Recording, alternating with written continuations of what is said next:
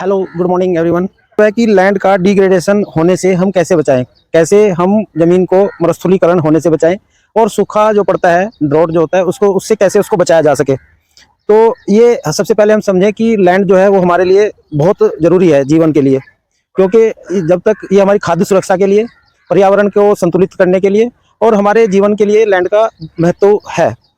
तो ऑलरेडी पूरी दुनिया में 40% लैंड जो है वो मरुस्थलीकरण हो चुका है, उसका वो उपजाऊ नहीं रही है, रेगिस्तान में कन्वर्ट हो जाती है। इस और इंडिया के अंदर करीब 29.7% लैंड का मरुस्थलीकरण हो चुका है। तो इसको बचाने के लिए जो 2030 तक का गोल है कि हम उसको करीब 1.5 बिलियन हेक्टेयर लैंड जो है उसको उपजाऊ बनाया जाएगा। तो अब इस पूरे प्रोसेस को अगर हम समझें, उपजाऊ ज़मीन को हम कैसे बना सकते हैं, उसके लिए पहले वहाँ पर रीफॉरेस्ट मतलब फॉरेस्टीकरण किया जाए, आसपास जो है पेड़ लगाए जाएं। उसके बाद वहाँ पर पानी की व्यवस्था की जाए, कैसे पानी, और उसके बाद जो ज़मीन है सॉइल जिसको बोलते हैं, उसको कैसे उपजाऊ बनाया जाए। उसके भी तरीके होते हैं कि उसमें अलग तरह की मिट्टी मिक्स करी जाए, या उस तरह की क्रॉप रोटेशन होता है कि उसका एक कॉम्बिनेशन बनता है कि हम पहले दलहन उगाएंगे या ऐसी फसल उगाएंगे जिसमें पानी की कम ज़रूरत होगी, और फिर उसमें जो खाद मिलाया जाएगा, कंपोस्ट खाद मिलाएं या दूसरा देसी खाद मिलाएं।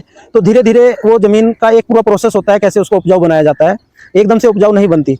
और जो अनउपजाऊ ज़मीन बनाने के जो आज के तरीके हैं, जो हम उसको लैंड को डिफॉरेस्ट कर लेते हैं, उसमें पेड़ों की कटाई बहुत, और जो शहरीकरण होता है, और कुछ क्लाइमेट चेंज के भी कारण होते हैं। बट ये टोटल में सस्टेनेबल डेवलपमेंट करने के लिए, इन समस्याओं को ख़त्म करने के लिए हमें रिवर्स प्रोसेस को चलाना पड़ेगा, तभी आने वाले समय में धरती पर जीवन रहेगा।